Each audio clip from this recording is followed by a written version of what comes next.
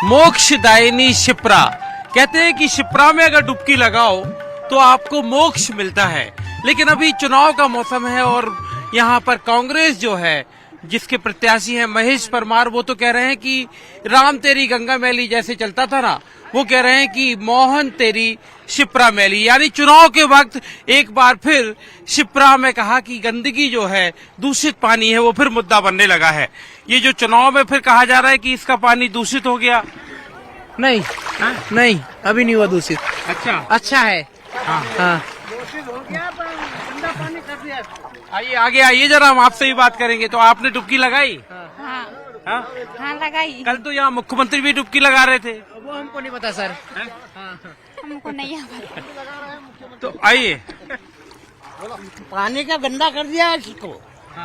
क्योंकि पानी का निकास नहीं है इसका, तो पानी ये गंदा हो गया ना। तो ये मुख्यमंत्री ने डुबकी लगाई, मुख्यमंत्री भी लगाएंगे क्या, डुबकी क्यों नहीं लगाएंगे? शिप्रा मैया में या तो एक मैया है, सब तीरथ से बड़ा तीरथ है। सारे पाप धुल जाते हैं। सारे पाप धुल जाते हैं। सारे पाप धुल गए आपके। गंदा पानी है तो है। सही। हाँ, क्या बोल रहे? चाहे गंदा हो या सही, पाप तो धुलने ही धुलने हैं। तो ये देखिए, शिप्रा नदी अपने आप में एक मुद्दा होती है हर चुनाव में। मोक्षदायिनी शिप्रा कहा जाता है, लेकिन लोग फिर भी श्रद्धा आस्था की जो डुबकी है वो यहाँ पर फिर भी लोग लगा रहे हैं। लगाइए, आप डुबकी लगाइए। ये देखिए, ये लग रही है आस्था की डुबकियाँ।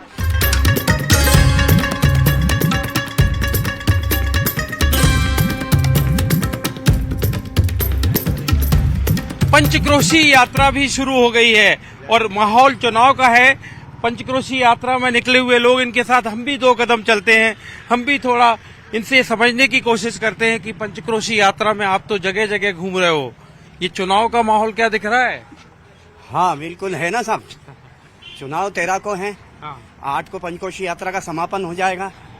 118 किलोमीटर की यह यात्रा है, बहुत पुण्यदायी है और कई वर्षों बाद ये एक संयोग बना है। इस वर्ष पंचकोशी यात्रा का बहुत दुर्लभ योग है ये। तो ये चुनाव का माहौल क्या है? चुनाव का माहौल तो यही सनातन विजय, सत्यमेव जयते, ये भगवान सनातन का प्रतीक है। पंचक्रोशी यात्रा में बड़ी मेहनत से लोग जाते हैं। देखिए, बाकायदा अपना सामान रखे रहते हैं। तो आप तो पूरी तैयारी से निकली हो? हाँ। पूरी तैयारी से निकली हो? ये क्या चुनाव वोट करोगी? दीदांगा कोई के भी, हाँ? दीदांगा कोई के भी वोट करोगी? हाँ कर दूंगा, अभी टाइम तो है वोट को। टाइम आएगा तो करोगी। तुम बताओ जरा, वोट की बात पूछ रहे हम। हाँ बोलो। तो वोट का क्या मतलब, क्या माहौल बन रहा है? हाँ डाल दूंगा। मतलब कांग्रेस बीजेपी, माहौल किसका है? जिसका होगा इसका डाल दूंगा। जिसका होगा डाल दोगे? हाँ वो डाल दूंगा। यात्रा में निकले हुए चुनाव में क्या माहौल है? अच्छा ही और क्या, नहीं तो वोट क्या, कांग्रेस बीजेपी? अभी हो गई मर्जी, उसमें देंगे भैया। अभी विचार नहीं किया, हम वोट लाएगा जब देंगे। तो अपना मन अभी आप छुपा के रखे अपनी वोट को? हाँ हम तो छुपा के रखे, हम बोले ही नहीं, क्या हमारा पर्दा पास ना हो जाए, बोले ना। क्यों, आप भी बताओगे? क्या वोट का क्या है? अभी देख, ये तो क्या नहीं, मतदान देना तो है हमको। हाँ। क्या? हाँ। पर अपन अपनी मर्जी से देंगे। मर्जी से दोगे? हाँ।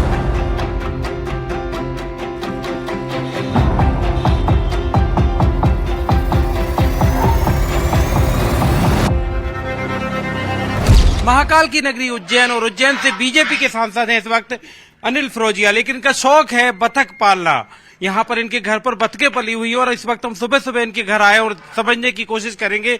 सांसद जी, जरा अभी बतखों के साथ आप खेल रहे हैं, बड़ा शौक है आपको बतख पालने का। मुद्दा क्या है चुनाव में, लोगों के बीच जाके क्या कह रहे हैं?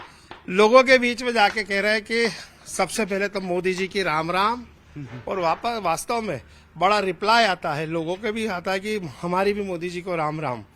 और मोदी की गारंटी का चुनाव है ये। चुनाव मोदी जी का चुनाव है और जनता के मन में, भारत की जनता के मन में मोदी, और मोदी के मन में भारत की जनता है। सबका समर्थन भी मिल रहा है, बहुत अच्छे से समर्थन मिल रहा है। युवा शक्ति क्या कह रही है? युवा शक्ति के मन में तो सिर्फ मोदी है, सब मोदी का जोश है सारे युवाओं में, और सब सिर्फ मोदी मोदी मोदी ही कहते हैं।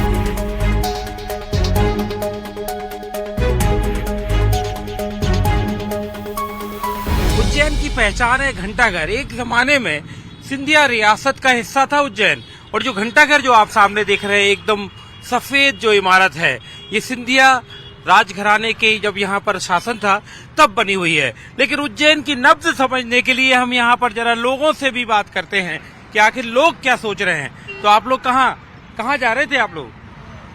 हम मेडिकल पे आए थे। तो पिछली बार आपने वोट दी थी? दी थे ना? हाँ? दिया था। हाँ। तो इस बार देंगे ना? इस बार देंगे मतलब। लेकिन माहौल क्या है आपके शहर में? अच्छा माहौल है। अच्छा तो है, लेकिन कैसा? कांग्रेस का, बीजेपी का? बीजेपी का। अच्छा, हाँ। बराबर। आपको वोट देना चाहिए। ये कौन सी बात हुई? देना ही चाहिए। वोट तो देना चाहिए।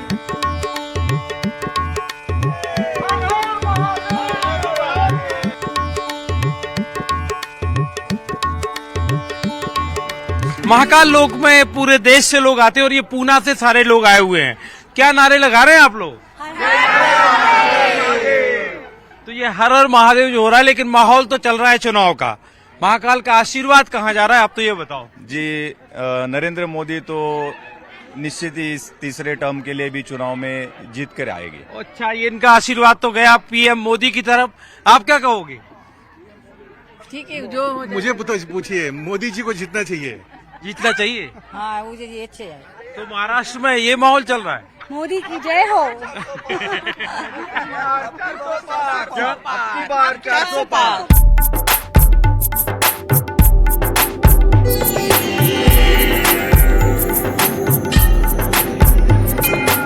महाकाल का आशीर्वाद किस तरफ जा रहा है? चुनाव का मौसम है, ये भगवान की इच्छा। ये महाकाल का आशीर्वाद चुनाव का मौसम है, किस तरफ जा रहा है? सर, बीजेपी की तरफ जाएगा। अच्छा। देश हित की बात करेगा वही देश में राज करेगा। अच्छा, जो देश हित की बात करेगा वही देश में राज करेगा। महाकाल का माहौल आप यहाँ पर देखिए, बड़ी तादाद में, हजारों की तादाद में जो श्रद्धालु हैं वो महाकाल में यहाँ दर्शन के लिए आते हैं। बड़े देश में चुनाव चल रहे हैं, आशीर्वाद किस तरफ जा रहा है? बिल्कुल मोदी जी की तरफ, पूरा 100% मोदी जी की तरफ। महिला शक्ति तो पूरी एक तरफ जा रही है क्या? नहीं, बिल्कुल सही बात है। मोदी सरकार के आने की वजह से अभी राम जी आए हैं, अभी देखिए अभी आगे और क्या क्या होता है। राम को लाए हैं तो मतलब अब क्या, अब कृष्ण का इंतजार है? अब कृष्ण भगवान, बिल्कुल कृष्ण आने चाहिए। हम कृष्ण का वेट कर रहे हैं कि अब हम वहाँ जाएं।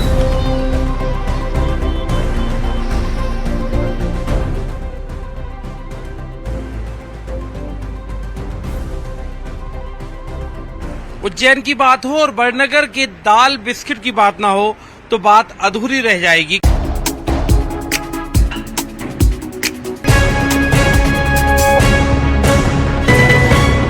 जिस दाल बिस्किट का तड़का लेके, जायका लेके हम आपको इसलिए इस इलाके में लाए हैं क्योंकि मध्य प्रदेश के मुख्यमंत्री से भी ये इलाका जुड़ा हुआ है।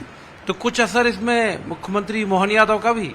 मोहन यादव जी की वजह से भी भाजपा को बहुत फायदा हुआ है।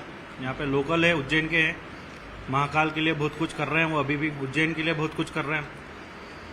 और अनिल जी भैया ने भी बहुत कुछ करा है, पहले सांसद तो है। ये देखिए, आप ये जो कह रहे हैं कि मुख्यमंत्री चूंकि उज्जैन इलाके से हैं तो जाहिर तौर पर दाल बिस्किट के तड़के के साथ, जायके के साथ मुख्यमंत्री का गृह नगर होना, गृह इलाका होना भी इस इलाके में बीजेपी की मदद कर रहा है।